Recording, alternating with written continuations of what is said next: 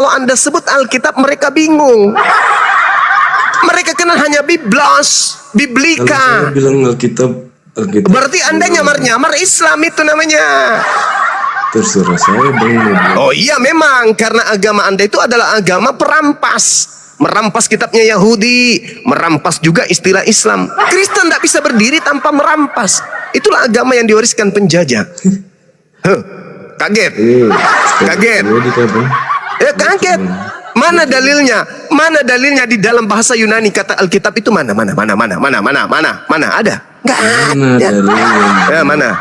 Sunat. Ya tadi mana pengakuan Yesus sunat? Mana? Tunjukin dulu bang. Ya sama pertanyaan. Saya kan udah menyatakan samamu bahwa perintah di dalam Al-Quran untuk sunat bagi orang Arab itu nggak ada. Kenapa? Karena mereka semua sudah bersunat. Kenapa mereka bersunat? Karena mereka adalah keturunan Nabi Ibrahim. Orang kedua yang bersunat setelah Abraham itu Ismail. Sekali bang kalau cuma doang gitu. Nah mana dalilnya kemudian di dalam Islam bahwa ini disunat, ini disunat? Mana dalilnya? Nggak ada. Kenapa? Karena orang Arab itu memang sudah sunat sebelum Nabi Muhammad itu datang menerima wahyu Al-Quran. Mereka semua sudah sunat. Kamu bang.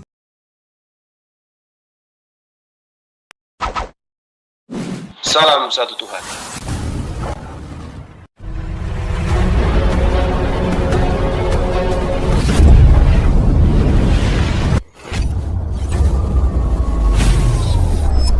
Ya, pengantar ini singkat para sahabat. Dukung semua ya sahabat-sahabat kita channel Densa News Muslim. Di like, di subscribe, di share sebanyak mungkin untuk supaya mencegah sahabat-sahabat kita di luar sana tidak terpengaruh terhadap pemurtadan. Semoga Allah memberikan selalu sikap istiqamah. Salam satu Tuhan, Allahu Akbar. Lucu kenapa? Apa, bang? Kristen itu artinya penyembah Lucifer. Ngerti enggak? Iya, Kristen itu penyembah Lucifer. Arti Kristen itu pengikut Lucifer. Kalau ngerti Kristen gak usah tanya. Kristen itu pengikut Lucifer. Yesus Kristen atau enggak itu goblok. Pertanyaan goblok. Pertanyaan goblok pula. Karena yang ditanya mungkin orang tulul. Gak ngerti arti Kristen makanya bikin pertanyaan gitu bang. Apa artinya Kristen?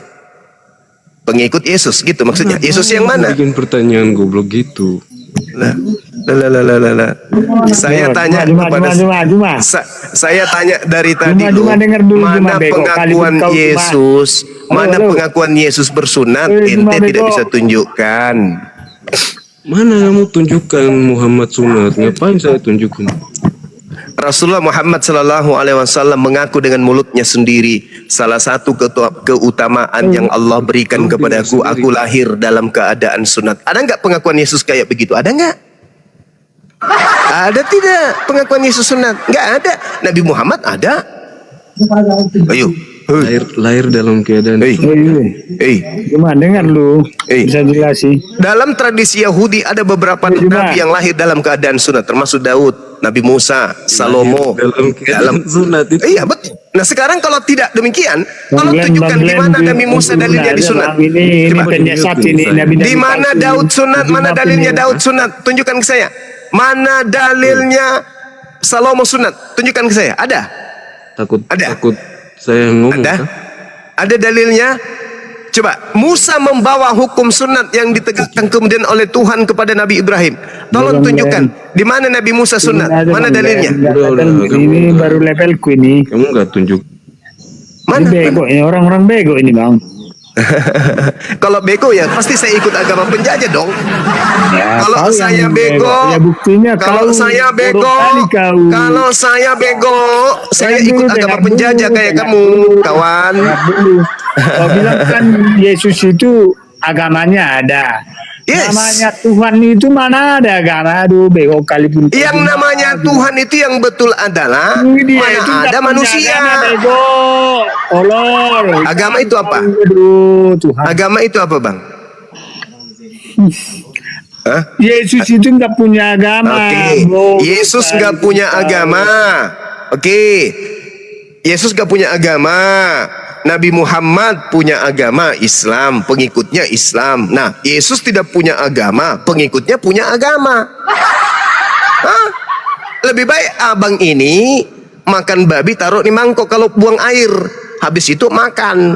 Supaya mungkin dengan begitu otak Anda berfungsi. Yesus tidak punya agama, Anda punya agama. Habis itu Anda mengaku pengikut. Jangkrik. Yesus tidak punya agama, Anda punya agama. Habis itu Anda mengaku pengikut. Jangkrik. Woi, saya jangan dimit dong. Kalau kayak gini nggak ready. Jangkrik komandan. Yesus mana punya agama Yesus? Ya, Tapi kok kalau kali Yesus tahu, tidak namanya punya Tuhan, agama, namanya punya agama Tuhan. Kalau Yesus punya agama, kenapa tidak punya agama? Kenapa Anda punya Kristen agama? itu pengikut Yesus, paham nggak sampai di Pengikut. sini? Paham Tuhan kan? kok diikutin? Ya, Tuhan kok diikutin? ya diikutilah. Oh, Gimana? ikutin. Makanya Oke. dengarin dulu. Oke. Makanya kau Yesus. nanti biar nggak masuk neraka kau, aduh. Jangan menghina banget kau, nanti masuk neraka kau. Ya, jangan menghina katanya. Ya, jangan menghina. Iyalah, Yesus kan? tidak punya agama. Jelas, Anda nggak punya punya agama. Enggak. Yesus makan babi tidak?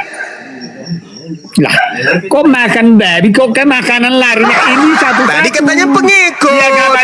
Dia agama dulu, dengerin Tadi dulu. katanya pengikut. Nanti kalau masalah ke makanan nanti kita bahas. Satu-satu dulu.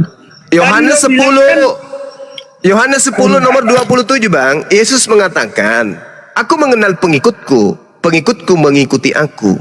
Aku tidak makan babi, pengikutku Makan babi. Yohanes 10 nomor 27. Aku mengenal pengikutku, pengikutku mendengarkan aku, dan pengikutku mengikuti aku. Ketika aku tidak makan babi, maka pengikutku yang mengikuti aku juga bla bla bla. Juga makan babi atau tidak makan babi? Bang. Bang. Bang. Bang. Hei. Yohanes 10 nomor 27. Ya, Ulang lagi. bukayanya. Oke. Biar saya yang baca. Ya, Yohanes 10 nomor 27, baca. Ya, buka. Baca aja, buka. Dalil pun gak hafal. Gimana ceritanya orang Kristen ini? Benci kali rupanya dia, Kristen ini dengan Bibelnya sendiri. Gak hafal, gak tahu. Orang Islam yang harus menunjukkan. Berat kali mata kalian itu baca Bibel. Memang sih, karena memang hanya surah kabar robek. Yohanes 10 nomor 27. Hei. Domba-dombaku mendengarkan suaraku, dan aku mengenal mereka, dan mereka mengikuti aku. Nah, aku tidak makan babi. Domba-dombaku makan rumput. Mana ada domba makan babi, Bang? Yang makan babi itu serigala. Ayo. Buka di situ, buka di sini biar saya baca, biar saya jelasin. Jelasin aja, ku bacakan Yohanes 10 nomor 27. Buka di sini biar enggak. Domba-dombaku mendengarkan suaraku. Dengar dulu, Cuma dengar dulu, buka. Dan di sini. aku mengenal Semua mereka. yang menonton ini, semua yang dengar ini tahu. Dan mereka mengikuti aku. Aku tidak makan babi. Pengikutku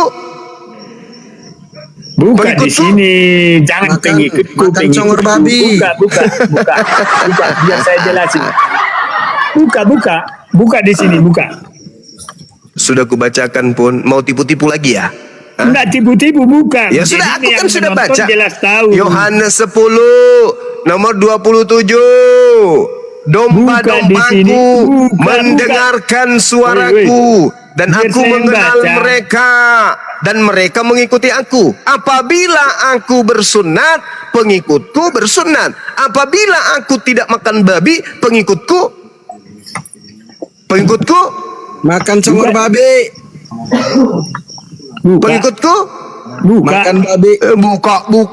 Udah dibaca. Buka biar saya yang baca, bukan lo yang baca. Gue yang baca. Udah dibaca Udahlah, gitu. Anda bagi- tinggal tanggapi kalau Anda punya bagi- otak. Buka. Bagaimana abang ini bisa paham tentang Bible? Lawang nggak bisa Pak, nggak tahu mana itu Yohanes, mana itu Markus, mana itu Matius. Kami umat Islam yang mengajarkan kalian Bible.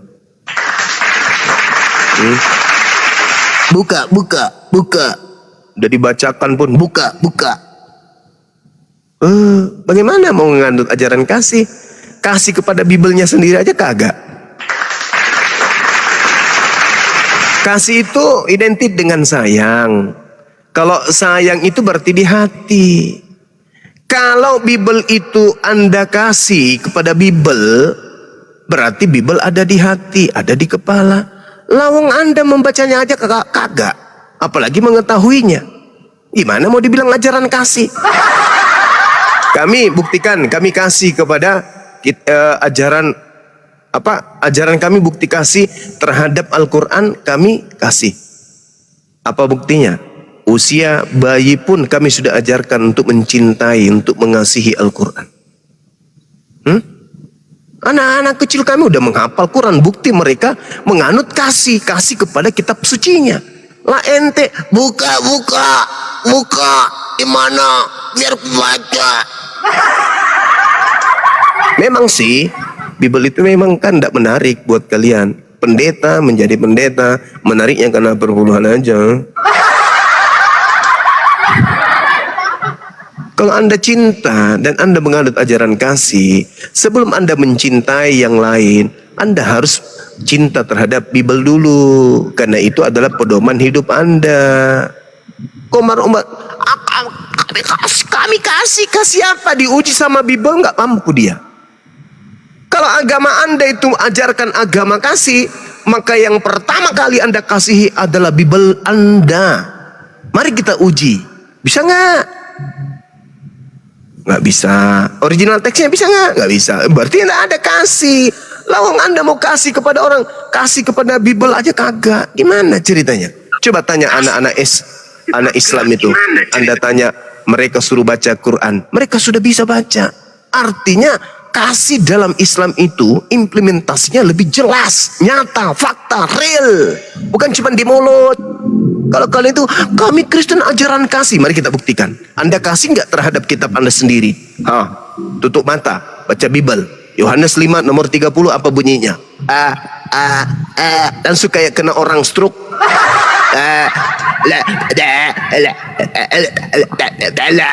Tapi kalau giliran data-data yang berkaitan dengan perpuluhan, wah lancar kali mulutnya. Itulah oten. Ajaran kasih, tapi kalau naik cuman maki-maki. Ajaran kasih, tapi yang keluar dari mulutnya hanya ngatain orang bodoh, tulu. Boleh ngomong nggak? Halo. Ya, silakan. Halo, selamat malam semuanya. Assalamualaikum warahmatullahi wabarakatuh. Saya Kristen. Waalaikum. Ya, saya mau sedikit ini aja sih, mengapresiasi tentang komentar Bang Juman nih tentang mengenai baptis dan wudu. Kalau memang Bang Juma mengklaim baptis itu sebagai wudu, mengklaim? Ya mengklaim dong. Lucu. Enggak, ini sorry lucu. Ini, yang ada orang Kristen. Gantian. Anda sudah. Yang ada Bung, Kristen mengklaim bahwa baptis itu adalah wudu. Itu yang betul. Bukan saya yang mengklaim wudu itu baptis. Kristen secara lembaga mengklaim bahwa baptis itu adalah wudu, bukan saya. Coba Anda buka Google sekarang, ketik Alkitab wudu, muncul itu. Wah, banyak kali baptis diganti wudu. Lucu kan? Habis itu saya yang dituduh. Gila ente. Kok gila ente? Belajar lagi ente. Kitab Anda secara lembaga agama Anda menggunakan wudu itu sama dengan baptis. Saya pada saat mengatakan itu saya sedang berdiskusi dengan Onyeng. Bang, abang dengar dulu dong. Abang ini langsung motong-motong. Ya Anda menuduh saya, mengklaim Itu pernyataan abang. najis, tralala trilili najis, najis, Bang, dengar dulu. najis. Itu pernyataan abang. Kok saya Pernyataan saya itu saya sedang berdiskusi dengan Onyeng, penyembah Lucifer. tunggu dulu, makanya dengar dulu abang. Makanya saya jelaskan kepada Anda, penyembah, dengar. Penyembah daripada Lucifer saat itu mengatakan, mana buktinya kalau Anda pengikut Yesus? Tunggu dulu, Bang. Ya kan? Abang kan Kalau Anda pengikut Yesus, Yesus itu dibaptis katanya. Kami dibaptis katanya. Yesus dibaptis, kami dibaptis. Nah, kutanya, kalau baptis itu yang Anda maksud adalah bersuci, membasuh, maka intinya di mana? Wudhu. Kami umat Islam dibaptis 5 kali sehari minimal. Artinya apa? Artinya apa? saya udah dengar, Bang. Itu udah semuanya saya Baptis, dengar, Bang. baptis artinya apa? Tunggu dulu, Baptiso, abang. baptiso artinya apa? Baptiso artinya Abang ini. pembasuhan. Nah, Bang. wudhu juga pembasuhan. Berarti kalau Anda memahami baptis itu adalah pembasuhan, lah kami juga membasuh setiap kami mau sholat, membasuh wajah, membasuh tangan, membasuh kaki, sama kan? Abang ini lucu. Nah, lucunya di mana? Iya, Bang. Abang lucu. Lucunya di mana? Abang itu menyamakan Lucunya di mana? di sini dengan wudhu. Siapa yang menyamakan? Abang Sekarang mengatakan bahwa sekarang baptis sama dengan orang wudhu, itu Kristen, masalahnya. orang Kristen Itu, itu Bang. yang meninggalkan makna daripada baptis. Baptis itu artinya apa? Aku tanya dulu. Tunggu dulu, abang ini menyamakan Baptis dengan itu wudhu. artinya apa? Kami menerima Tuhan Yesus sebagai penerima kami. Sekarang saya tanya, baptis itu apa? AO. Baptis Bang, apa? Tunggu Baptis dulu, itu apa? Bang, ini kalau menyamakan baptis itu dengan wudhu, Bang. Saya tidak menyamakan. Saya mengatakan baptis itu apa? Abang itu salah besar. Baptis itu apa? Ya, kami menerima Tuhan Yesus sebagai Kami menerima Tuhan Yesus. penyelamat Apa-apaan? kami. Baptis apa itu baptis?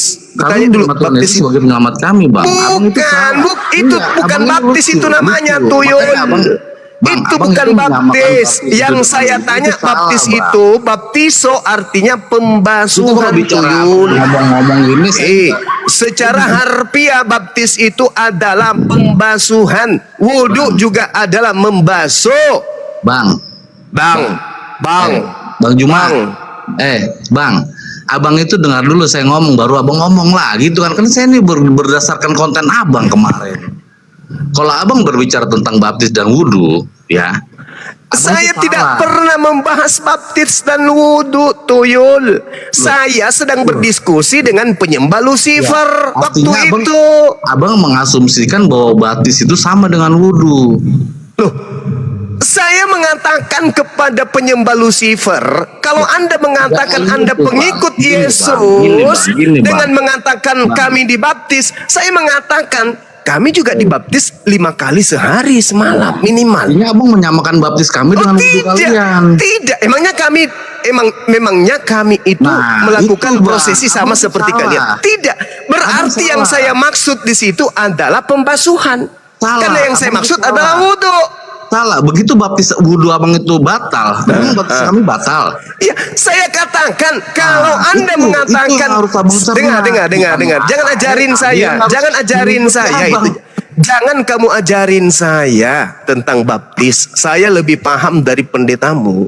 Baptis itu bahasa Yunani artinya baptiso yang artinya. Nggak usah pendeta pun Saya kita tanya paham. dulu. Saya tanya Orang dulu. Kristen itu paham, Saya Bang. tanya dulu. Baptis itu apa? Menerima secara kami sebagai murid Tuhan. Nenekmu kiper itu penipuan. Gini, itu gini. penipuan. Itu terserah, Bang. Itu Itu terserah. pembodohan. Itu membuat terserah, otaknya Bang. Kristen menjadi tulul. Baptis itu bukan kayak begitu, kampret. Baptis Tiba-tiba itu wudhu artinya disamakan sama baptis, pembasuhan. kamu gimana nggak terima, Sekarang Bang? begini.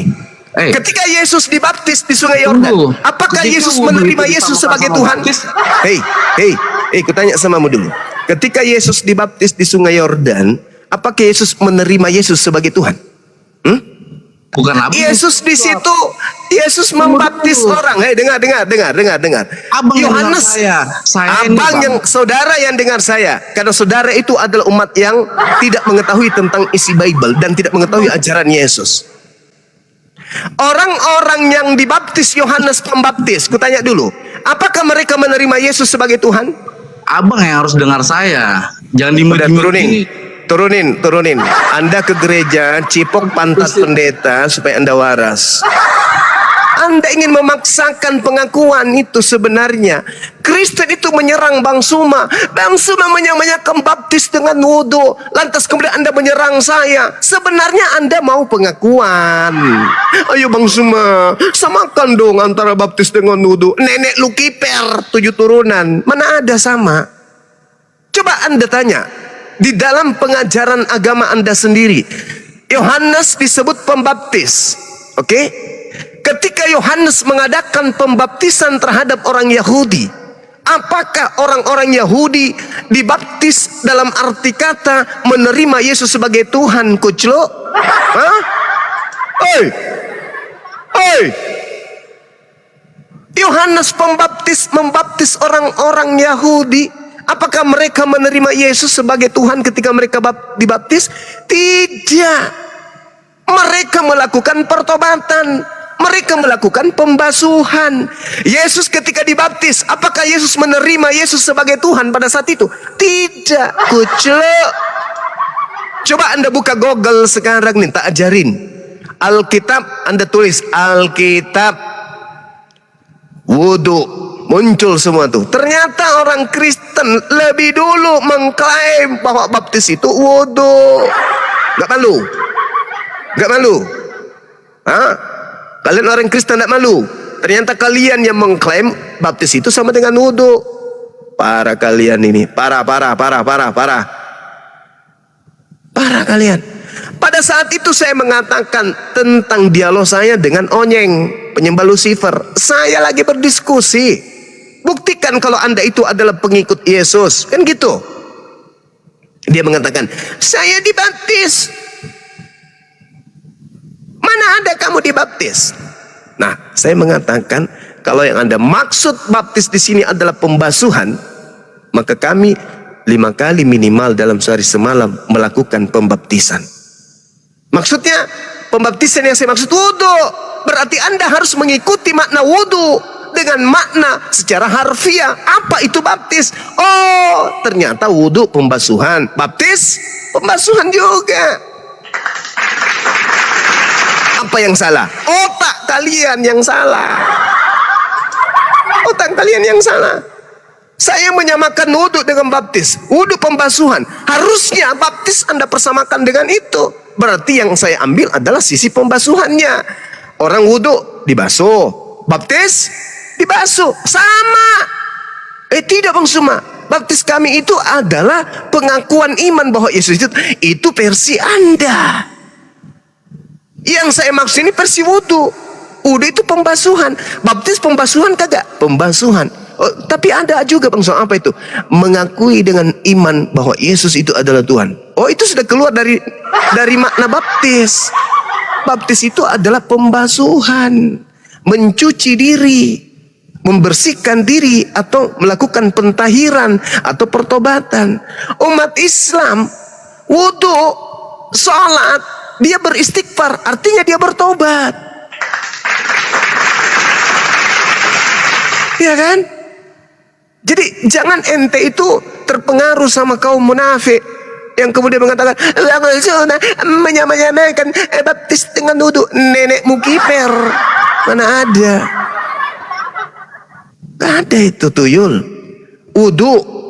Wudhu apakah mempersaksikan diri menjadikan Yesus sebagai Tuhan? Tidak. Wudhu itu adalah mengakui diri sebagai hamba Allah, sehingga melakukan pembasuhan, pembersihan diri, mensucikan diri, lalu sujud menyembah kepada Allah.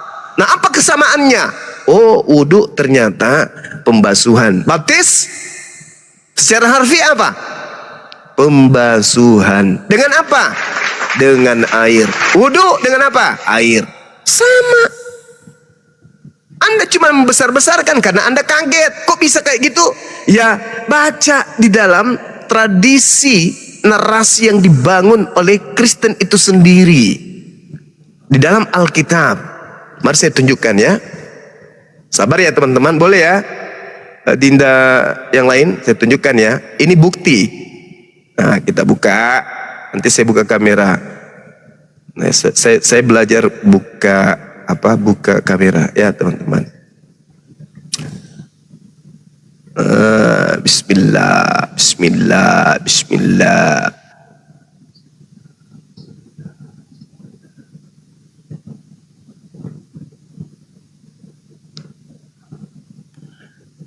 Subhanallah, Alhamdulillah. Kita lihat. Ini orang-orang Kristen. Tatap mata saya, pasang kuping Anda sampai robek. Nih Bang Sumo buka kamera supaya kalian itu sadar. Bukan Bang Sumo yang menyamakan wudhu dengan baptis. Oi kamera terbukalah. Hotse. Nah nih kita lihat. Nih apa ini? Ini lambang salib. Oke. 18 ayat Alkitab tentang wudhu. Ini siapa nih? Bang Sumaya?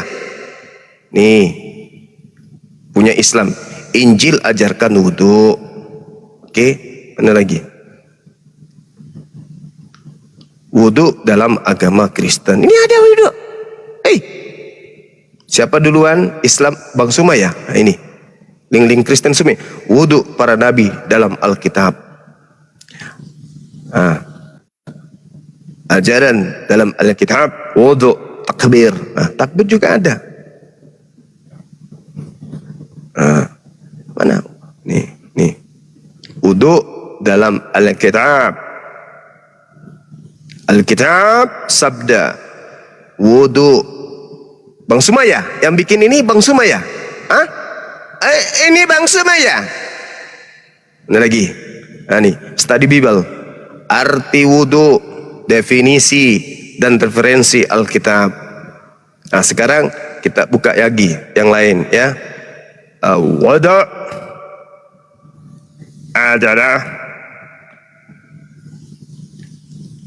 baptis. Orang Kristen harus banyak belajar supaya memahami. Nih, lihat nih, ya. Ini sarapan pagi milik Kristen. Ya, di sini berbicara mengenai tefilah, baptisan, studi kata Ibrani. Nanti itu munculnya apa? Wudhu. Nih, ini semua ini milik Kristen semua ini. Dia berbicara nih tentang, coba lihat Isa dan Islam, ini link penghujat nih. Wudhu adalah membersihkan diri. Coba wudhu. Ini Kristen semua punya nih. 18 Alkitab tentang wudhu. Coba ya. Wudhu dalam Kristen.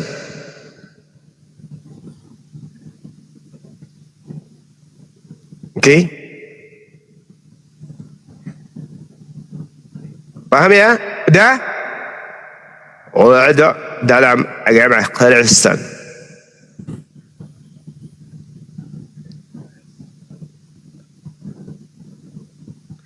Paham ya teman-teman?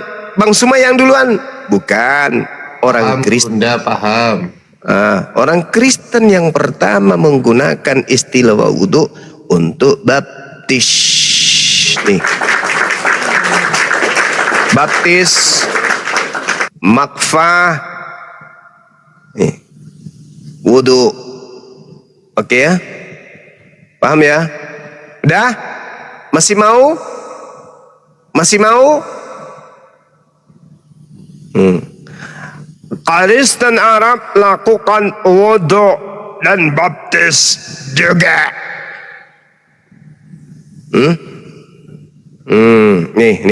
Nih baca ini pelan-pelan.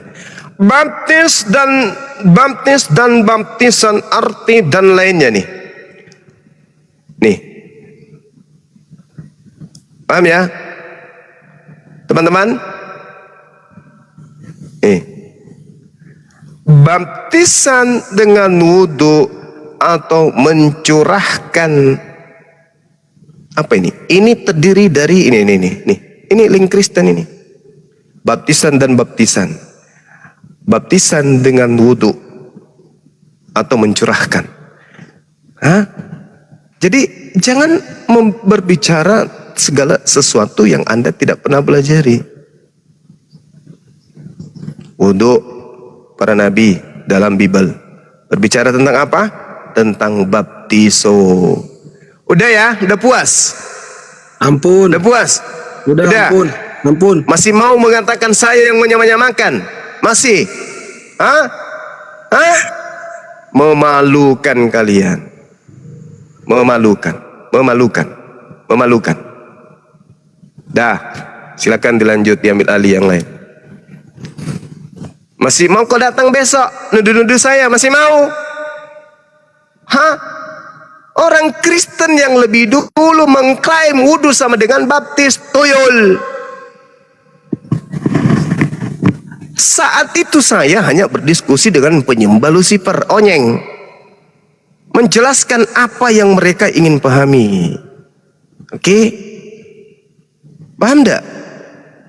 Kalian itu aja yang tulul mau dibotoh-botohi.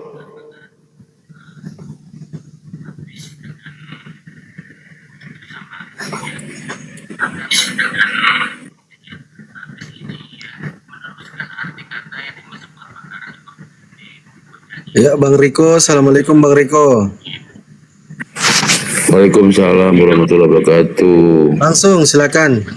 Assalamualaikum semuanya yang belum kenal. Salam dari saya Riko dari Tanjung Pandan Belitung. Saya berjualan aneka cemilan dari Pulau Belitung. Ada pempek sutra tenggiri, ada abon tenggiri, ada kerupuk tenggiri, ada pastel mini abon ikan tenggiri, ada peletek cumi-cumi, dan ada stik cumi-cumi. Yang berminat bantu kami silahkan untuk japri kami melalui WhatsApp kami, ada di akun bio. Akun yang ini kami akan kirimkan dari Tanjung Pandan Belitung melalui layanan parcel secepat JNT. Insya Allah amanah dan halal, tidak bisa COD. Langsung di japri ya. Bang Zuma juga sering beli kok. Bang Adiansa, Bang siapa lagi tuh di atas tuh, Pak Sugi suka banget pempek saya. Bang Uniripa juga beli, dia suka pasel saya dia ya. Terima kasih Bang Zuma, boleh minta tolong tambahin.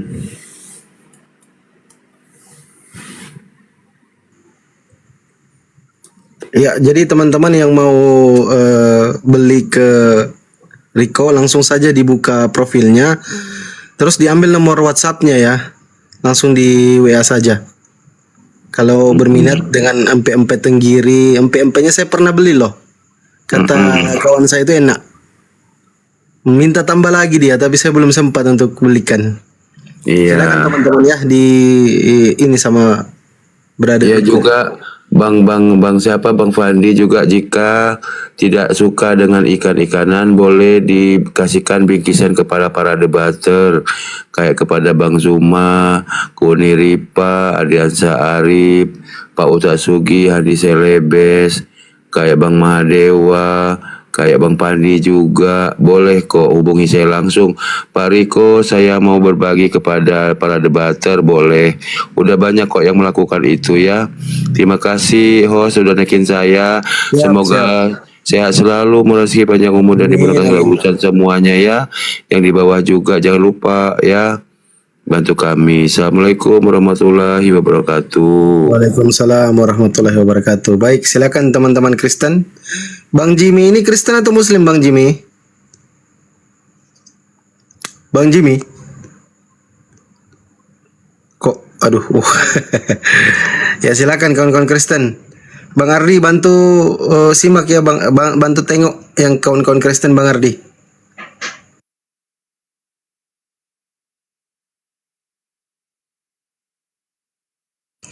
Ya, silakan kawan-kawan Kristen. Nanti kami kasih kesempatan untuk kawan-kawan Kristen bertanya sampai Yesua Hamasia turun untuk yang kedua kalinya.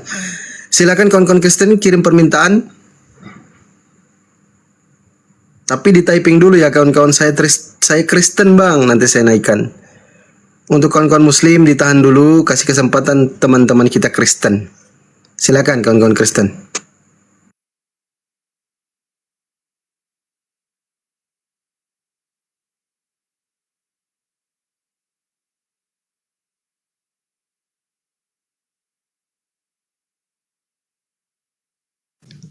Sebelum saudara Kristen naik atau bertanya, saya ingin menunjukkan data lagi, boleh ya? Lanjut, Guru. Nah, ini baca ini. Ini buatan orang Kristen kan, dia suka ini kan, dia suka buka-buka ini. Webnya Kristen. Wudhu dalam agama Kristen. Nih, kita baca. Dalam agama Kristen, wudhu adalah pencucian yang ditentukan atas sebagian atau seluruh tubuh atau harta benda, seperti pakaian atau benda-benda upacara, dengan maksud pemurnian atau pengabdian. Dalam agama Kristen nih, dalam agama Kristen, baik pembaptisan tinta biru maupun pembasuhan kaki, ini tinta biru, udah kentara ya, pembaptisan maupun nih, besarin ya teman-teman, nih bisa besar ternyata. Nah, nih dalam nih dari sini nih, dalam agama Kristen, baik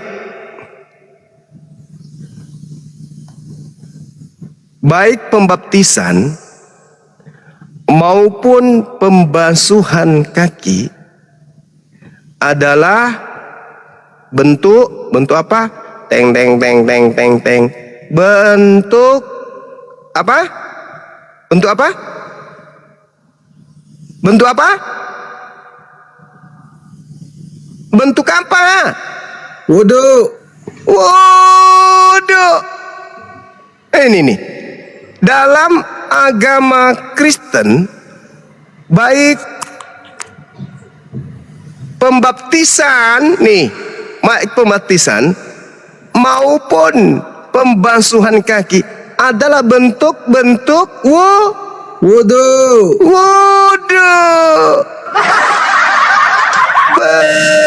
Kasihan kali. Sakit nggak tenggorokan kalian nih? Oten nih. Sakit nggak? Ini punya kalian ini. Hei, ini punya kalian ini. Ini nih. Punya Oten ini. Artikelnya Oten yang punya ini. Paham? Nih, artikelnya nih. Wikipedia, orang Kristen punya nih. Hei, wudhu dalam agama Kristen. Wudhu adalah pencucian yang ditentukan atas sebagian tubuh, atas sebagian atau seluruh tubuh atau harta benda, seperti pakaian atau benda-benda upacara. Nah, lalu kemudian dikatakan begini, dengan maksud pemurnian atau pengabdian. Nah, masuk dalam agama Kristen, baik pembaptisan maupun pembasuhan kaki adalah bentuk-bentuk wudhu. Kalian yang maling, harusnya kalian berterima kasih. Jadi baptis itu pembasuhan. Di dalam agama Kristen, baik baptis maupun pembasuhan kaki adalah bentuk-bentuk wudhu. Masih rika minta, mending kau mati aja lah semua.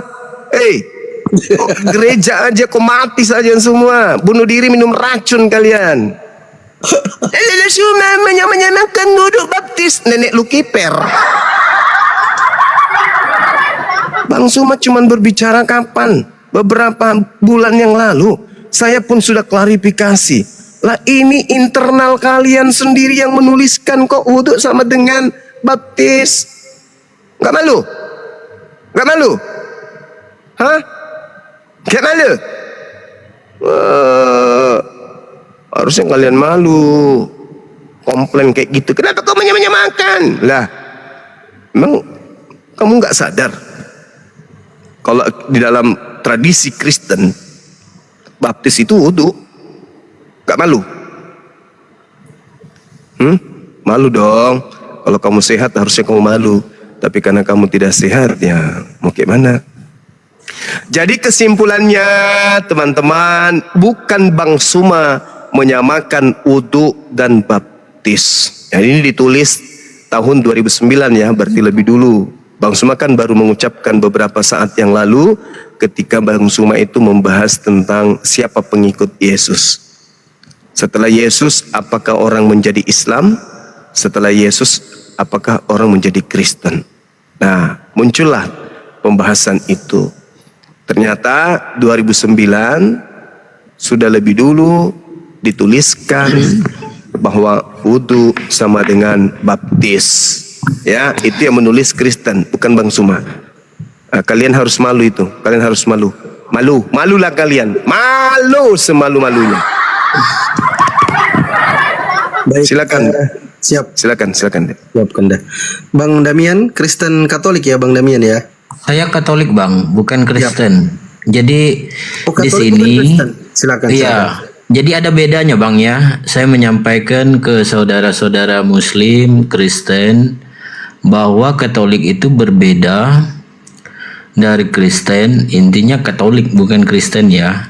Karena di dalam rumah saya itu berbagai ragam macam agama. Ada Muslim, nenek saya Muslim, saudara perempuan saya Muslim. Jadi dalam ajaran Katolik itu tidak ada istilahnya agama yang mengatakan bahwa ini benar atau salah. Intinya agama itu mengajarkan hal-hal yang baik. Tapi dalam hal ini untuk pembenaran itu wajib karena kita belajar ya. Jadi yang sering berdebat itu kan di media sosial ataupun di plafon media itu antara Kristen dan Muslim karena mencari kebenarannya itu di mana. Bagi Muslim, bagi Kristen itu mungkin sesuatu hal yang penting bagi kedua belah pihak. Tapi bagi kami Katolik, ajaran itu hampir sama dengan pemahaman Muslim bahwa agamamu agamamu, agamaku agamaku. Jadi untuk orang masuk ke Katolik itu tidak semudah masuk ke Kristen. Misalkan ingin saudara-saudara Muslim atau Muslimah ingin masuk ke Katolik, tidak segampang seperti mau masuk ke Kristen. Ketika kamu mau, kamu datang ke gereja langsung dibaptis, enggak Bang. Kita itu yang notabene Katolik itu paling tidak kita belajar 1 tahun 2 tahun itu pun belum tentu langsung dibaptis atau diterima di dalam gereja. Jadi itu salah satu perbedaannya ya. Kenapa Katolik di Indonesia itu tidak sebanyak Kristen atau tidak sebanyak Muslim, karena kita berbicara tentang kualitas umatnya di dalam pernikahan, di dalam penerimaan umat itu tidak semua serta-merta diberi kemudahan. Karena kalau pelajaran saya dengan saudara-saudara saya yang Muslim ingin ke Katolik, dia dikembalikan dulu ke ustadznya, dikembalikan dulu ke gurunya. Niatan kamu pindah itu atas dasar apa? Kalau pernikahan tidak bisa, kamu harus belajar dengan rentan waktu yang panjang, bukan serta-merta langsung oh kamu boleh, nggak bisa dibaptis langsung. Baik seperti Bang Damian, izin dulu Bang, Ya. bisa langsung ke poin intinya, apa perbedaannya? Apakah sesembahannya berbeda Yesus? Kalau bicara penyembahan, kita menyembah Allah ya. Yesus itu perantara. perlu saya jelaskan.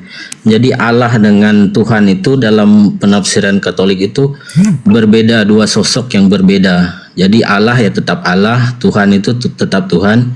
Dan kami mengakui dalam iman kami itu Yesus itu perantara, Bunda Maria itu perantara. Jadi bukan sebutan yang seperti mungkin di dalam ajaran Kristen di luar Katolik ya, karena saya istri juga orang Kristen, jadi saya nikah dengan istri Kristen.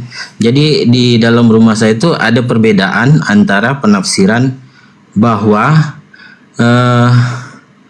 di dalam Kristen mengakui Yesus itu sama dengan Allah, kalau kita enggak bang. Jadi Yesus dengan Bunda Maria itu perantara doa kita kepada Allah Bapa. Karena kita ada Allah Bapa, Allah Putra dan Roh Kudus.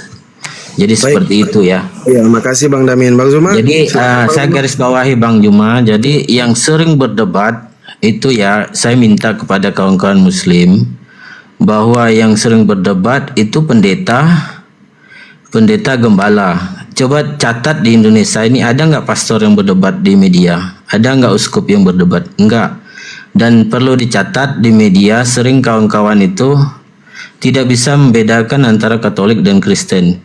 Kita pusatnya di Vatikan bang, bukan di Israel. Vatikan Roma ya, perlu dicatat Vatikan Roma. Pimpinan kita itu jelas, pimpinan kita Sri Paus, Kardinal, Uskup, sampai pastor, pendeta, sampai ke prater. Jadi pendeta gembala itu miliknya orang Kristen. Dan kita cuma satu gereja, nggak ada gereja yang punya banyak gereja. Jadi kita itu satu tempat. Jadi pusatnya terpusat seperti Muslim di Mekah ya, kita di Vatikan Roma. Jadi kalau orang sering mengatakan ini ajaran Paulus nih, kita enggak sebutin ajaran Paulus. Boleh Anda yang Bang Damian, tidak paham izin dulu Bang, ada denominasi nggak Bang di dalam Katolik? Apanya Bang? Ada denominasi? Enggak, kita enggak ada denominasi ya. Kita itu istilahnya berdasarkan Alkitab ajarannya. Jadi enggak ada yang di-judge. Oh ini ajarannya dari santo ini, santo itu. Enggak. Kalau bicara santo itu tentang kaul kehidupan yang kita pelajari, kita teladani. Jadi bukan izin Bang Damian, kalau bisa ke poinnya aja Bang. Apa yang mau disampaikan sebenarnya Bang? Mau ya, dialog? yang saya ingin sampaikan Bang. Jadi ini tentang enggak, Bang? Dialog enggak? Ya. Dialog enggak? Jadi saya cuma menyampaikan begini. Jadi dalam nggak usah kepanjangan Bang, dari tadi Abang narasi nih Bang. Iya, bukan narasi itu Bang. Saya mintanya begini, bukan narasi ya. Bahasanya kita begini. Karena saya pertama gabung sama grupnya Abang, di-share dari sahabat saya Muslim. Karena bahasanya begini, mereka juga sering nanya saya kan, apa sih perbedaan Katolik sama Kristen? Jadi memang beda, dari beda nama, dari beda tata cara dalam ibadah juga berbeda jauh. Jadi nggak ada sama-sama sekali, dan perdebatan di media juga kita nggak ada ikut-ikutan pastor apa tuh, nggak ada kegiatan seperti itu. Jadi kita murni dengan kegiatan agama untuk kualitas umatnya, itu aja sih. Jadi kalau ada di media misalkan menyamakan pastor, menyamakan gembala itu nggak bisa, pendeta itu ya mungkin itu masih kurang pengetahuan mereka tentang kedua agama ini. Ya udah Bang Damian, kalau nggak mau diskusi, Abang di bawah aja nyimak, nonton. Oke. Kita naikkan kawan-kawan Kristen, oke? Iya. Atau mungkin Ustadz Sugi, Bang Ardiansa, Bang Zuma mungkin mau menanggapi atau seperti apa?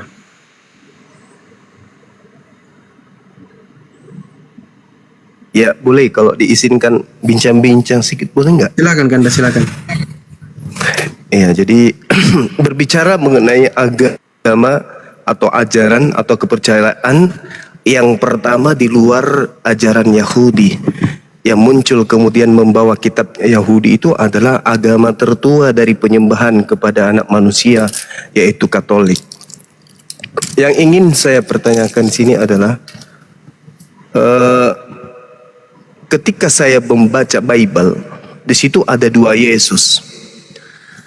Yesus yang pertama adalah Yesus yang mengajarkan kemudian perjanjian lama kepada Bani Israel. Yesus yang kedua adalah yang mengajarkan Katolik menyembah oknum yang bernama Yesus kepada orang Romawi yang melahirkan agama Katolik. Pertanyaan saya, benarkah ungkapan saya ini bahwa ada dua Yesus? Yang pertama Yesus asli yang mengajar tentang ajaran Taurat atau perjanjian lama atau kitab Tanak, dan Yesus yang kedua adalah Yesus yang hanya berupa suara, tidak pernah nongol menjadi manusia, yang membimbing Paulus kemudian membuat 13 buku dan penulis wahyu, begitu juga kitab-kitab perjanjian lama baru lainnya. Apakah ungkapan saya ini keliru atau betul? Bahwa memang ada dua Yesus, Yesus asli, Yesus palsu, dan yang mengajarkan agama Katolik itu adalah Yesus palsunya. Apakah ungkapan saya ini salah? Kalau salah, coba Anda luruskan. Bisa nggak? Silakan.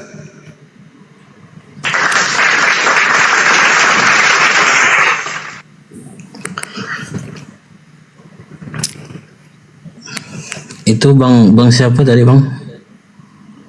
Nama saya, ya, saya Bom, Bang. Bom ya. Iya.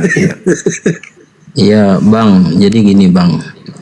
Mungkin secara pemahaman kita ini kan di dalam pemahaman masing-masing di agama, ya mungkin dari sudut pandang dari pihak luar ini kan, jadi saya juga mempelajari apa ceritanya dari saudara-saudara saya yang muslim termasuk nenek kan. Jadi dalam pandangan beragama itu bagi saya pribadi ya, bukan menjawab pernyataan abang itu tadi, statement abang itu. Bagi saya secara pribadi, bagi keluarga itu agama itu bagian dari penuntun kita. Jadi kalau ada orang yang berbicara misalkan Katolik mendukung, yang mungkin di penghujungnya itu agama lain tidak mendukung. Jadi di dalam Katolik itu ada yang namanya antikristus bang. Jadi antikristus itu menafsirkan kitab berdasarkan kepentingan politik mereka, kepentingan dunianya mereka untuk menjatuhkan Katolik. Makanya saya di sini hanya menyampaikan bahwa hei orang-orang yang muslim, Anda punya agama, begitu juga orang Kristen. Ayo kita mari belajar agama dengan akal dan logika. Jadi kalau bicara misalkan orang berdebat tentang agama, ya seperti orang yang di gabungan kita ini yang komennya udah seperti dia lebih memahami. Kan konteksnya gini, kalau ahli maka dia akan berbicara tentang keahliannya. Jadi kalau kita nggak ahli, secara pribadi saya akan menyampaikan secara pribadi saya, kan begitu. Jadi itu aja sih bang. Jadi kalau agama itu bagi saya panggilan, dalam Islam itu hidayah. Kalau kita waktunya Tuhan itu mengatakan, Allah misalnya mengatakan hatimu tergerak untuk berpindah, itu ya kamu tetap berpindah, bukan di situ agamamu. Nah, banyak juga kok orang Katolik masuk ke Muslim. Kenapa? Karena panggilannya dia kan, bukan karena keluarga atau yang lain-lainnya. Karena ketertarikan yang menggerak membolak-balikkan hati manusia itu ya Allah itu sendiri. Nah, seperti kami di dalam rumah juga, saudara-saudara saya masuk ke Muslim karena mereka mencintai Muslim. Orang-orang yang datang ke kampung dulu itu baik guru, bukan ustadz ya, guru aja. Jadi ketertarikan orang kampung itu karena bapak saya juga termasuk orang pengaruh di Katolik, ya enggak ngelarangin karena orang tertarik dengan agama itu. Pembawaan agama Islam itu baik di lingkungan kampung saya. Jadi hampir 10%, 20% itu masuk Muslim karena mereka anggap oh ini teladannya seperti ini ya. Seperti itu juga di Katolik. Katolik juga dalam pengajarannya pergi ke kampung-kampung juga nggak ada istilahnya memaksa orang harus begini begitu. Jadi kalau penafsiran antara dua Yesus dan lain sebagainya itu bukan keahlian saya, tapi yang saya yakini apa yang abang maksud tadi itu ya di dalam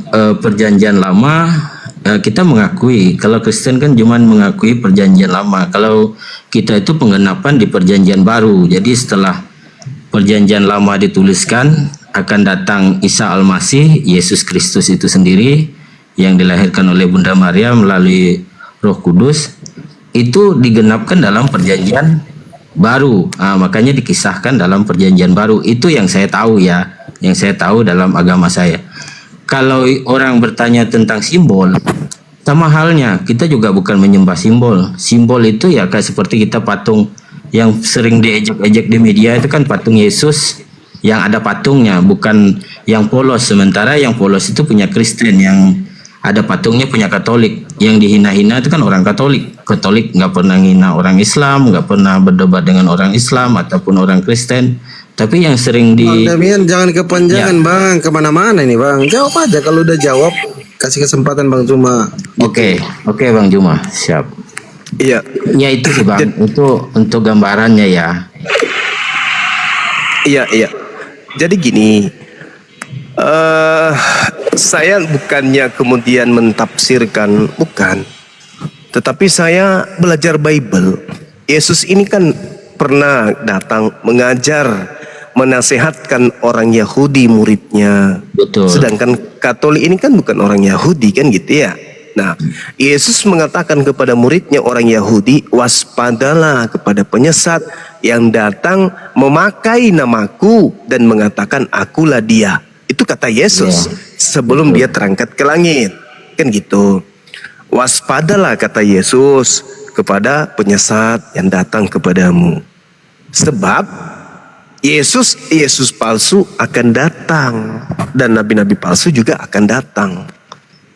Nah, kalau dikatakan di dalam Matius 24 nomor 24 Yesus palsu akan datang, 20 tahun kemudian setelah Yesus terangkat ke langit, muncul makhluk mengaku Yesus kepada Paulus. Lalu Paulus menulis 13 buku untuk agama Romawi.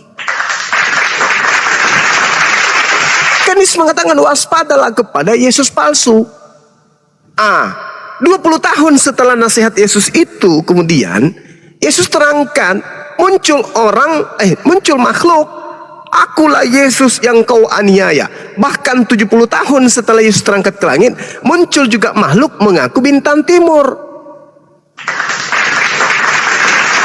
Sedangkan yang disembah oleh orang Katolik adalah makhluk yang datang mengaku Yesus. Pertanyaannya, makhluk yang mengaku Yesus ini siapa? Karena Yesus mengatakan akan muncul Yesus palsu. Matius 24 nomor 24. Akan muncul Yesus palsu dan nabi-nabi palsu untuk melakukan mukjizat-mukjizat untuk menyesatkan orang. Maka muncul pertanyaan, siapa makhluk ini yang mengaku akulah Yesus tunas Daud bintang timur? Sedangkan di dalam kitabnya orang Yahudi Yesaya 14 nomor 12 sampai nomor 15, bintang timur itu adalah iblis atau Satan atau Lucifer. Nah, coba saudara-saudara Katolik buktikan siapa suara yang datang ini mengaku Yesus kepada Paulus. Apakah itu Yesus asli? Kalau itu adalah Yesus asli, mana Yesus palsunya yang Yesus nubuatkan? Sebab Yesus palsu ini datang mengaku kepada orang-orang Yahudi. Nah, Paulus orang Yahudi katanya, keturunan Benyamin katanya, ahli kitab pula tuh. Datang makhluk kepadanya mengaku akulah Yesus yang kau aniaya. Pertanyaannya, ini suara siapa? Silakan Bang. Jadi yang abang sampaikan tadi di pengetahuan saya tentang agama Katolik nggak ada itu Bang, pengakuan seperti yang abang bicarakan. Jadi yang abang bicarakan itu ada Yesus palsu, ada yang asli, nggak ada. Kalau yang saya pelajari ya, karena saya lahirnya dari Katolik, pendidikannya saya juga di seminari menengah 2 tahun. Jadi yang disampaikan abang itu dalam pengajaran Katolik nggak ada Bang. Jadi kita hanya mengakui bahwa digenapi di perjanjian baru bahwa Yesus lahir, bangkit, datang nanti di kemudian, ya mungkin di masa-masanya akan kiamat nanti. Itu aja yang kita ketahui ya, yang kita pelajari. Jadi kalau ada pengakuan tentang aku Yesus dan apa yang disampaikan abang tadi, ya saya secara umat awam ya tidak mengetahui itu. Jadi yang saya ketahui sesuai Alkitab ya sesuai Alkitab itu. Jadi nggak ada seperti yang abang bicarain. Nggak tahu kalau yang Kristen ya. Berarti abang ini tidak mengimani kemudian surah-surah Paulus atau kisah para rasul? Enggak, kita enggak mengimani kisah-kisah para rasul ya. Jadi kalau untuk yang ceritanya abang itu tadi, ya kita Gitu ya? itu bicaranya gini loh, konsepnya kisah-kisah para rasul itu bukan diimani, tapi ditiru. Ditiru ya. Mengimani dengan Kok meniru bisa? itu beda Enggak, cerita. maksud saya gini bang, kitab kisah para rasul itu bukan kitabnya Katolik. Kisah-kisah para rasul. Bukan, kisah para rasul. Intinya gini bang, perjanjian lama, perjanjian baru, Katolik itu mengakui dua-duanya ya. Nah, Mengakui berarti karena kisah dari Saudara, perjanjian lama. maaf Iya, tadi. iya. Tadi saudara mengatakan Yesus nanti datang kedua kalinya di akhir zaman. Lalu yang datang mengakui Yesus di kisah para rasul 22 nomor 8 itu siapa? Akulah Yesus orang Nazaret yang kau aniaya itu. Ini suara siapa ini bang? Yang bicara masalah akulah Yesus dari Nazaret yang ya kan dianiaya, Paulus kayaknya sih bertanya. nggak ada sih bang. Kalau Kisah Yesus- para rasul 22 nomor 8. Paulus bertanya, siapakah engkau Tuhan?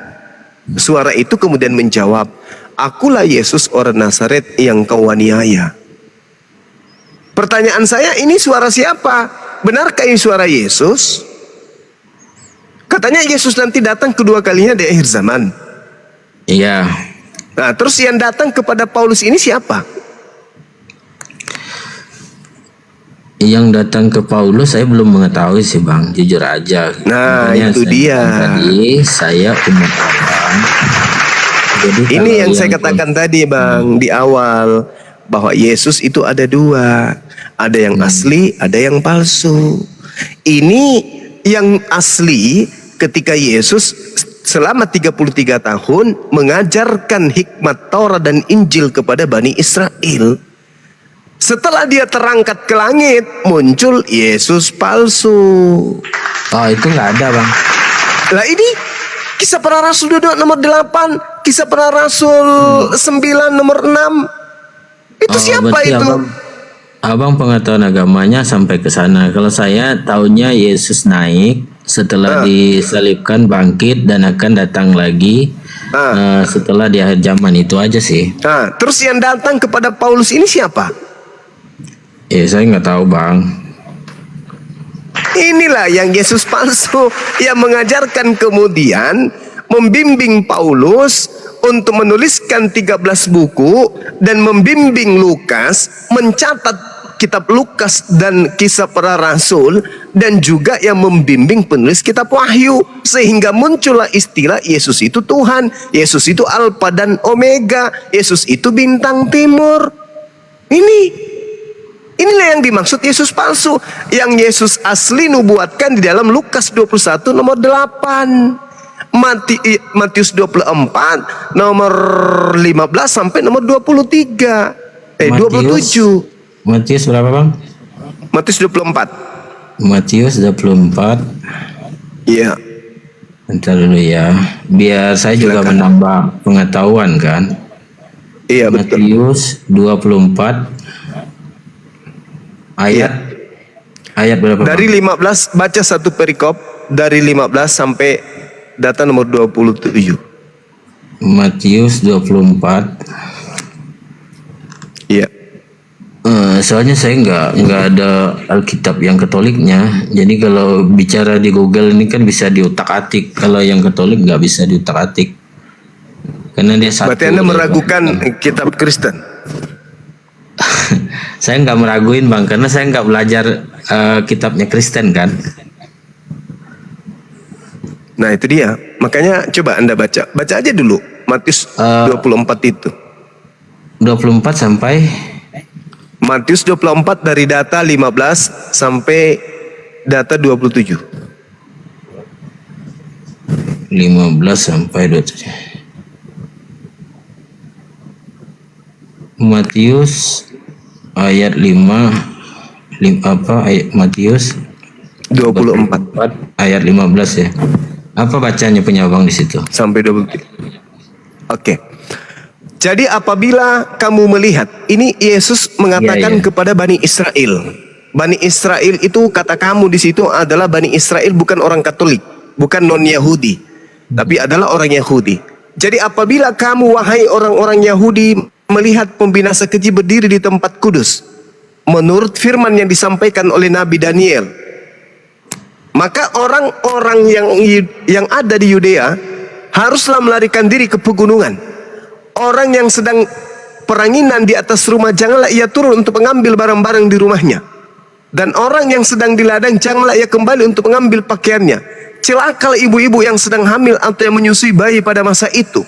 Berdoalah supaya waktu kamu melarikan diri itu jangan jatuh pada musim dingin dan jangan pada hari Sabat. Sebab pada masa itu akan terjadi siksaan yang dahsyat, seperti yang pernah terjadi sejak awal dunia sampai sekarang dan tidak akan terjadi lagi. Dan sekiranya waktunya tidak dipersingkat, maka dari segala yang hidup tidak akan ada yang selamat. Akan tetapi oleh karena orang pilihan, waktu itu akan dipersingkat. Pada waktu itu, jika orang berkata kepadamu, lihat Mesias di sini Yesus, lihat Yesus ada di sini, atau Yesus ada di sana, jangan kamu percaya. Sebab Yesus palsu dan nabi-nabi palsu akan muncul, dan mereka akan mengadakan tanda-tanda dan yang dahsyat dan mujizat-mujizat, sehingga sekiranya mungkin mereka menyesatkan orang-orang pilihan juga. Camkanlah, aku sudah mengatakannya terlebih dahulu kepadamu, wahai Israel, wahai Bani Israel, wahai orang Yahudi. Jadi apabila orang berkata kepadamu, lihat Yesus ada di padang gurun, jangan kau pergi ke situ. Atau lihat Yesus ada di dalam bilik, jangan kamu percaya. Sebab sama seperti kilat memancar dari sebelah timur dan melontarkan cahayanya sampai ke barat, demikian pula kelak kedatangan Yesus anak manusia ini. Nah sekarang pertanyaannya, ketika Yesus menasehati orang-orang Yahudi seperti ini, lalu muncul orang bernama Paulus mengaku bertemu dengan makhluk yang mengaku Yesus, apakah orang Yahudi percaya kepada Paulus? Tidak. Karena mereka sudah diberi peringatan, jangan kau percaya. Apabila ada orang mengaku bertemu saya di padang gurun, bertemu saya kemudian dalam bilik, jangan kau percaya. Makanya Paulus tidak pede menulis buku untuk orang Yahudi. Orang yang dikirimi surat-surat Paulus itu hanya orang non-Yahudi. Karena orang Yahudi sudah dipesan oleh Yesus, jangan kau percaya ketika ada orang mengaku bertemu dengan saya. Paulus kemudian menulis suratnya untuk non-Yahudi. Yesus dijual oleh Paulus kepada non-Yahudi. Lahirlah agama Katolik. Begitu, Bung. Enggak. Itu kan penafsirannya, Bang. Kan begini. Silakan. Di Alkitab kita memang dicantumkan Paulus. Tapi berpedoman di dalam pelaksanaan perayaan setiap hari Minggu Ekaristi misalnya kita tidak membuka Paulus ya, karena kita tahu dari kisah Paulus itu jarang diceritakan atau dibahas di dalam gerejanya Katolik, hanya sebatas pengingat. Jadi kita tuh lebih berbicara tentang 12 rasul Yesus. Itu yang sering dipakai. Jadi di dalam setiap penulisan di dalam Alkitab itu tidak semua serta-merta digunakan di dalam pengajaran Katolik ya. Apa yang disampaikan Abang itu tadi itu penafsiran dari Paulus kan, dari Paulus yang dianggap bahwa ajaran Katolik berdasarkan Paulus. Jadi ceritanya panjang juga kalau sampai ke situ, Bang. Awal mulanya orang Kristen itu terpisah. Kan Kristen itu kalau di sejarah nggak tahu kalau abang ya. Kalau saya belajar dari sejarah, kita dulu di SMA masih kasih sejarah ya, sejarah tentang Martin Luther. Martin Luther itu kan seorang kardinal. Pengajaran dari seorang kardinal itu menolak ajaran dari Katolik yang dulu di Vatikan Roma itu tidak memisahkan antara kehidupan bernegara dan kehidupan beragama. Jadi karena dianggap bahwa Sir Paus itu perwakilan dari rasul-rasul, jadi kardinal menganggap bahwa barang itu sudah melebihi dari ajaran Katoliknya, maka ada terpisah yang namanya Kristen. Itu ya, Kristen Protestan, maka sebutannya Protestan. Kan dulu sebutannya Protestan. Jadi kalau bicara masalah yang disampaikan abang, Katolik tidak mengimani pengajaran dari Paulus. Itu jelas ya, itu hanya dikisahin di dalam Alkitab, tapi kan tidak bisa dibatasi atau dibuang di dalam Alkitab itu. Tapi kita tidak pernah membicarakan yang saya tahu ya, yang saya pelajari, saya tidak pernah membaca Paulus. Karena kisahnya Paulus juga berbeda. Yang kita sering pelajari itu 12 kisah para rasul, karena dia yang ikut bersama Yesus Kristus. Itu aja. Oke. Nah, sekarang kalau Katolik ya seibarat kitab yang ditulis Paulus ini hanya dianggap sebagai pelengkap saja, ini sudah tanda tanya besar. Berarti ada sesuatu yang tidak beres. Kenapa? Karena Yesus hanya mengajar orang Yahudi. Yang mengaku sebagai utusan untuk Romawi Katolik itu hanya Paulus. Gak ada Yesus mengaku untuk orang Katolik, gak ada. Hanya Paulus. Nah, kalau orang Katolik pun seakan-akan menolak atau tidak menerima kerasulan Paulus, berarti orang Katolik menolak pendiri agama Katolik itu sendiri. Ini masalah besar. Mana ada Yesus mengajarkan kepada orang-orang Romawi? Nggak ada. Adakah Yesus bersentuhan pengajaran kepada orang Roma Katolik? Nggak ada. Adakah Yesus kemudian mensahkan, memberikan legitimasi atau kesaksian terhadap agama Katolik dan kitab-kitab Katolik? Tidak ada. Lalu Katolik ini dari mana? Siapa ngajarin Katolik ini? Dengan berbagai macam prosesi keagamaan di dalamnya, dengan berbagai kitab yang digunakan oleh Katolik. Jadi Katolik ini kesinambungannya, benang merahnya dengan Yesus itu di mana, Bang? Di mana? Ini aja, Bang. Itu kan penafsiran Abang. Coba Abang. Bukan penafsiran. Ini bukan Bang. Penafsiran. Ini fakta. Ini fakta. Ya. Sabar. Antara Yesus dan Katolik itu tak ada hubungannya sama sekali. Tidak ada hubungannya. Kalau Anda bisa membuktikan ada hubungannya antara Yesus dengan Katolik, paling-paling yang Anda bisa buktikan itu hanya Yesus palsu. Dan saya jamin itu. Silakan Anda buktikan. Yesus asli yang mengajar selama 33 tahun, apa hubungannya dengan agama Katolik? Coba Anda tunjukkan kepada saya, silakan. Coba abang cari pendiri gereja Katolik, apakah Paulus atau Yesus? Coba abang cari aja. Pendiri gereja Katolik itu. Jangan tanya saya. Oke. Karena paus pertama saja itu siapa?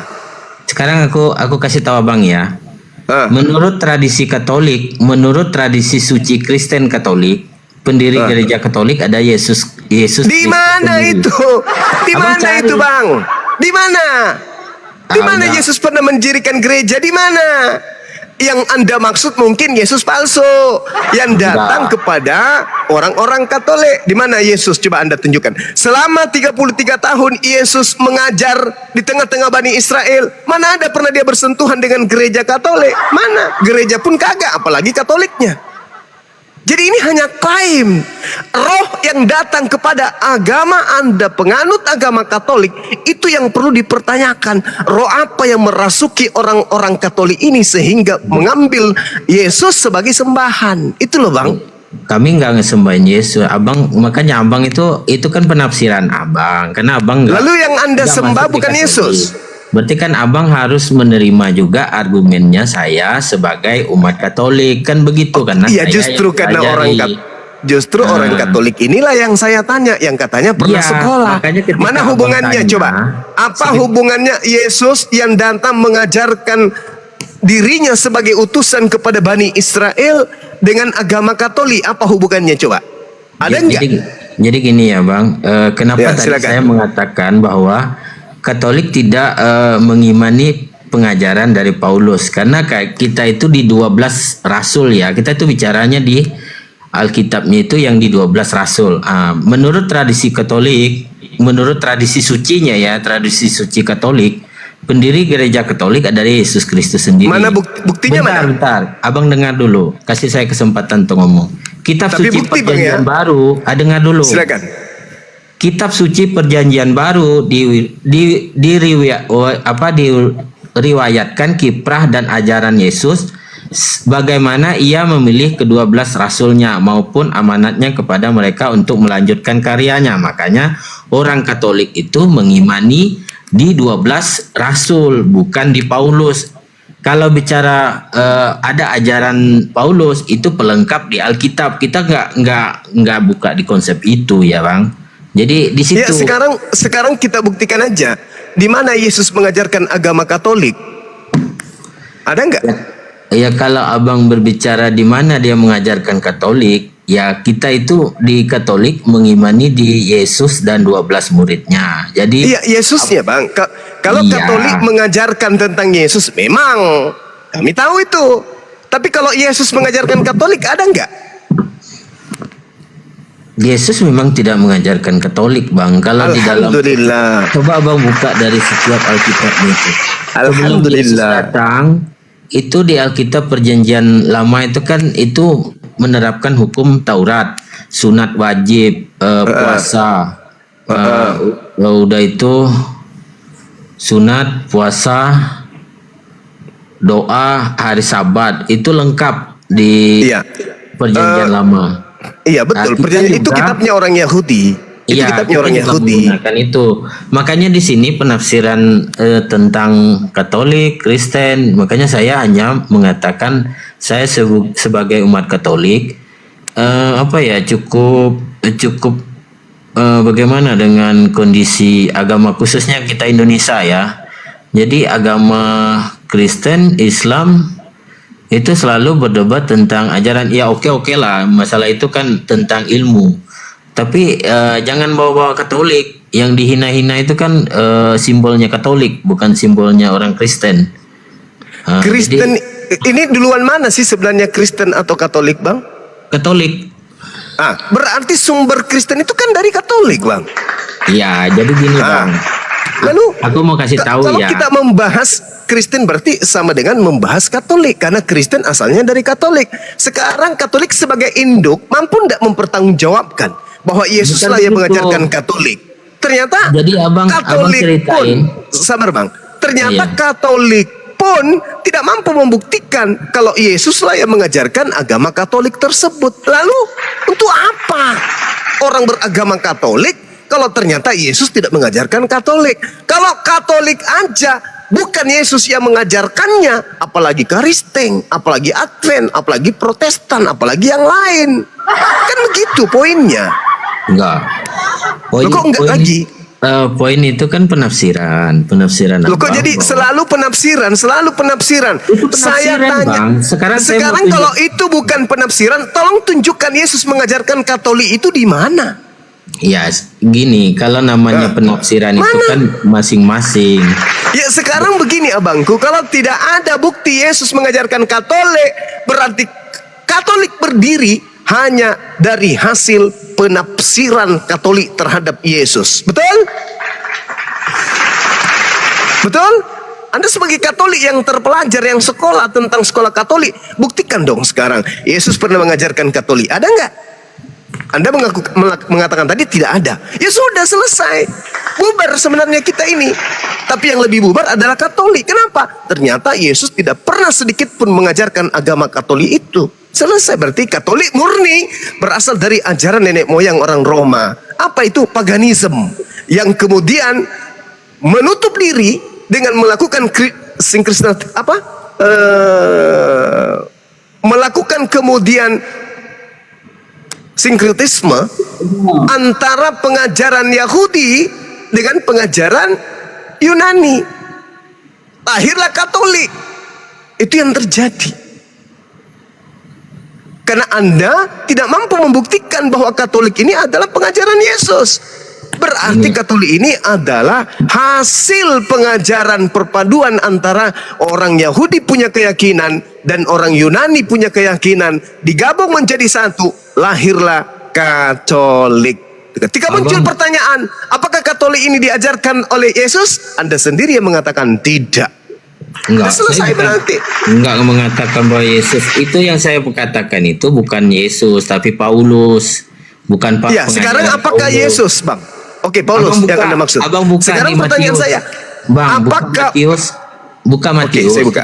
Kita Oke, kan mau oke. buka Matius Oke. 16 ayat 18. Oke, baik. Kita buka Matius 16 nomor 18. Baik. Dikatakan di dalam kitab itu, dan aku pun berkata kepadamu, engkau adalah Petrus, dan di atas batu karang ini aku akan mendirikan jemaatku, dan alam maut tidak akan menguasainya. Ini ada hubungannya, Bang. Anda baca. Ada. Coba Anda baca Galatia 2 nomor 8. Petrus diutus kepada orang-orang yang bersunat. Selesai kan? Iya. Apakah orang Katolik itu orang bersunat? Bersunat, Bang. Katolik bersunat. Jangan Mana abang perintahnya? salah. Mana perintah Ada, bersunatnya sunat. orang Katolik? Di mana dalilnya? Orang di mana? Sunat kita ada, puasa kita ada. Maaf ya, Silakan Bang, ya. Anda Karena tunjukkan dalilnya orang Katolik itu bersunat. Mana perintahnya? Abang- Mana perintahnya? Galatia 2, Galatia 5 nomor 2. Apabila engkau menyunatkan dirimu, apabila engkau menyunatkan menurutmu, maka Yesus Kristus tidak berguna bagimu. Itu jelas itu. Saya mau nanya. Oke, gini aja, Bang. Jadi Itu Saya mau dalilnya tanya tuh. tentang agama kamu. Oke. Paulus, pendiri agama Kristen, mengatakan bahwasanya Petrus, murid Yesus, diutus hanya kepada mereka orang-orang bersunat. Berarti Petrus yang datang, yang diklaim oleh Katolik, bukan murid Yesus, tapi Petrus lain. Karena Petrus murid Yesus itu hanya untuk Yahudi saja, gitu. Ya Udah, biar kasih lama kalau kesempatan, ilmu Bang. bermanfaat daripada sebentar tapi hanya tipu-tipu, apa gunanya? Bang Juma, kasih kesempatan yang lain lah. Jadi kesimpulannya, sabar. Kesimpulannya, Yesus tidak pernah mengajarkan agama Katolik. Dengan kata lain, ketika Katolik bukan ajaran Yesus, maka turunan daripada agama Katolik semuanya wajib hukumnya gulung tikar. Karena ternyata Yesus tidak mengajarkan agama tersebut. Demikian. Enggak. Terima kasih Bang Juma. Oke. Atas ajaran apa atas ilmunya. Bentar, Bang. Bang Damian. Pokoknya suruh bantah. Silakan Natalia, silakan. Ada yang mau dibantah, silakan. Bukan bantah, dia nggak punya bantahan, itu nggak perlu. Saya nggak perlu bantahan. Yang saya butuhkan pembuktian. Yesus mengajarkan Katolik itu di mana? Silakan. Silakan Mbak Natalia. Ayo, Anda mau berbicara, berbicaralah yang berkualitas. Silakan. Saya punya pertanyaan sendiri. Boleh nggak diam? Anda sedang memberhentikan diskusi yang berlangsung. Anda mengatakan Anda ingin membantah. Silakan Anda bantah dengan memberikan data. Saya punya kesimpulan dan pendapat dari saudara Katolik mengatakan bahwa Kristen tidak pernah mengajarkan agama Katolik. Berarti turunannya seperti Kristen, seperti Protestan sama sekali tidak pernah diajarkan oleh Yesus. Apa bantahan Anda dengan pernyataan itu? Silakan. Pindahkan Anda dengan semua itu.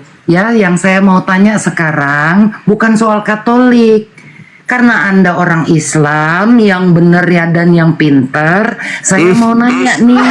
Ini kelojotan ini. Jadi Katolik mulu, nggak ada hubungannya Ini kelojotan. dengan Anda. Kelojotan Yang ada ini. hubungannya dengan Anda Kalau berbicara adalah mengenai materi, Quran. Islam agama yang diajarkan oleh Nabi Muhammad sinkron. Oke, sinkron. Nabi Muhammad mengajarkan Islam sinkron. Yesus tidak mengajarkan Katolik. Lalu buat apa Katolik ini ada kalau ternyata Yesus tidak pernah mengajarkan? Maka muncul pertanyaan, siapa yang mengajarkan Katolik kalau bukan Yesus? Iblis. Siapa? Penting Yohanes. itu. Penting Yohanes itu untuk Anda jawab. Yohanes 8:44, iblis yang menjadi bapamu. Ayo, siapa yang mendirikan Katolik? Kalau ternyata Yesus tidak menyentuh Katolik dalam hal ajaran asas-asas, lalu Katolik ini dari mana? Membuat patung Yesus ini dari mana? Sekolah minggu, belajar hari minggu, ibadah minggu, dari mana? Coba makan babi, dari mana ajaran ini? Siapa yang mengajarkan Katolik ini? Lalu kenapa bawa Yesus yang adalah orang Yahudi? Izin Bang Juma. Ya silakan, masih ada? Masih. Ya silakan. Namanya juga nambah ilmu kan. Ya silakan. Jadi begini, tentang Katolik memang pada dasarnya seperti yang apa disampaikan Bang Juma tadi, memang kita secara secara pengetahuan ya, karena saya bukan ahlinya. Makanya saya awalnya tadi menyampaikan seperti itu, secara pengetahuan saya tentang apa yang saya dapat di dalam gereja, di dalam pendidikan saya ya, Yesus tetap sosok yang kita kagumi, kita kagumi sebagai perantara kita, dan Bunda Maria juga sebagai bunda yang kita anggap suci, yang membantu mengantarkan doa kita. Jadi untuk yang disebutkan Bang Juma tadi berkaitan dengan Katolik diajarkan dari Yesus atau tidak, kita itu yang saya baca ya baru-baru ini, karena memang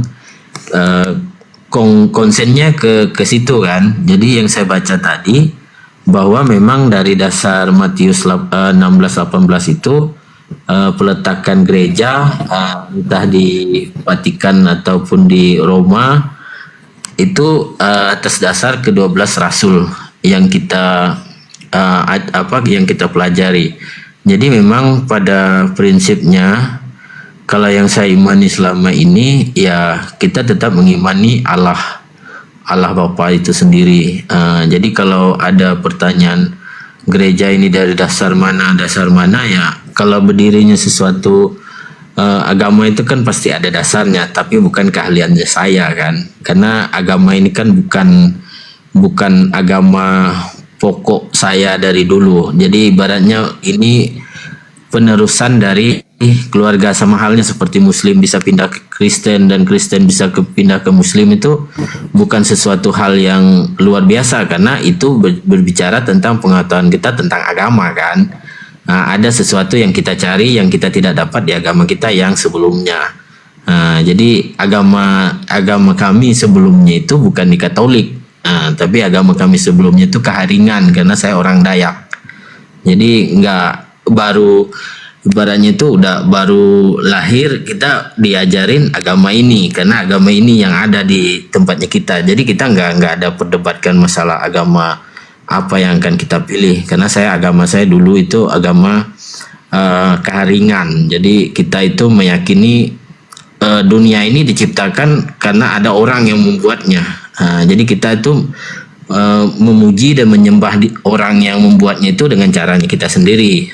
Otomatis dengan lahirnya agama ini tidak ada pilihan dan dukungan di saat itu ya, kita bisa berdiri di sini dan belajar di sini kan begitu, sampai bertahan sampai saat ini.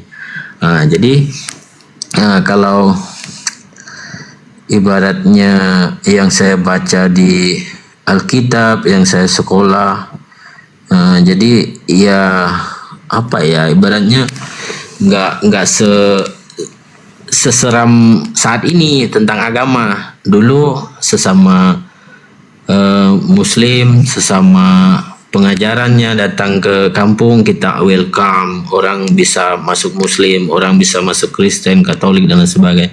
Kita kembali ke konteks ya, itu ceritanya saya. Jadi kembali ke konteks yang diceritain Bang Juma tadi berkaitan dengan Kristen, kenapa berbeda dengan Katolik.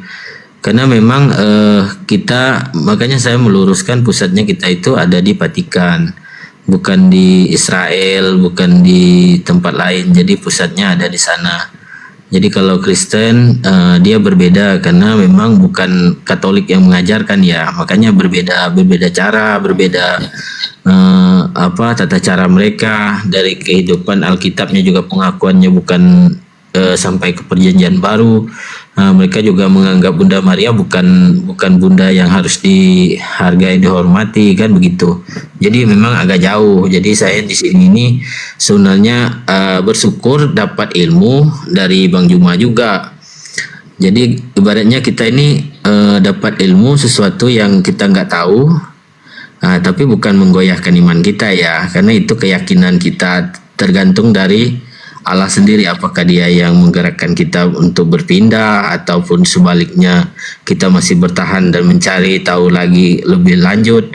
Bukan seperti itu. Jadi itu aja yang saya mau tekankan bagi kawan-kawan yang tidak memahami Katolik, antara Katolik dan Kristen di forum ini yang forum terhormat. Saya melihat VT-nya Bang Yuma ini kan bukan orang sembarangan, berilmu, punya pengetahuan, punya dedikasi tentang agama, dan siap berdebat dengan siapa saja yang mungkin masih kurang pengetahuannya, bahkan mungkin bisa mendidik orang untuk lebih bisa mengetahui. Jadi ya mungkin di kesempatan ini pagi ini kan udah jam 1, saya hanya menyampaikan bagi yang Muslim yang nggak tahu tentang perbedaan Kristen. Antara salib, kalau orang Kristen itu polos, kalau kita Katolik itu masih ada simbol patung Yesusnya di situ. Tolong jangan dihujat, karena kami nggak pernah menghujat Muslim, nggak pernah. Iya. Iya, kalau menurut saya Bang itu sama saja Bang, tetap pagan Bang. Lanjut. Iya, jadi gini Bang, jadi ibaratnya ini kita ini kan menghargai simbol agama yang diakui undang-undang yang ada di Indonesia. Terlepas itu agama aja benar atau salah, kita berpedoman tentang undang-undang. Jadi yang melindungi setiap warga negaranya untuk memeluk agama itu kan undang-undang.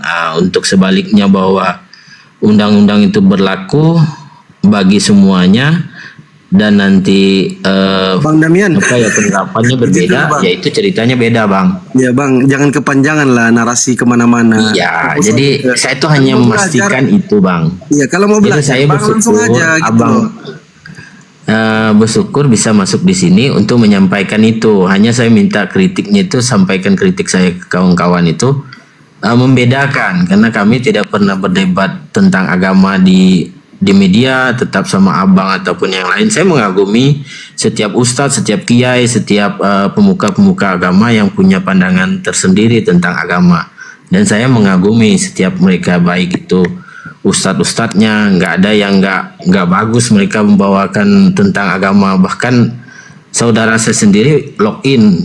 Kenapa? Karena ketertarikan mereka cara menyampaikan. Dulu zaman-zamannya kita masih di tahun 80-an, kita kelahiran 80-an itu, agama Islam itu jadi ketertarikan orang-orang Dayak loh. Mungkin mayoritas orang Dayak itu mungkin 30-40% masuknya ke mualaf, ke Muslim. Kenapa? Karena dulu itu pengajaran Islam itu nggak ada menghujat agama ini, menghujat agama itu, nggak ada sama sekali. Di sini ini yang saya baru tahu, seumuran saya udah 36 tahun itu baru lihat ada TikTok, ada Facebook, orang saling menghujat. Itu aja pesannya, supaya kesannya kalau Muslim itu baik, dia tidak akan menghujat orang lain. Itu aja. Mungkin itu aja Bang, makasih Bang. Oke, baik, kita simpulkan aja. Jadi gini Bang, kalau di Islam itu diajarkan kemudian bahwasanya sebelum Nabi Muhammad SAW itu datang mengajarkan ajaran agama Islam, yakin umat Islam itu memahami bahwa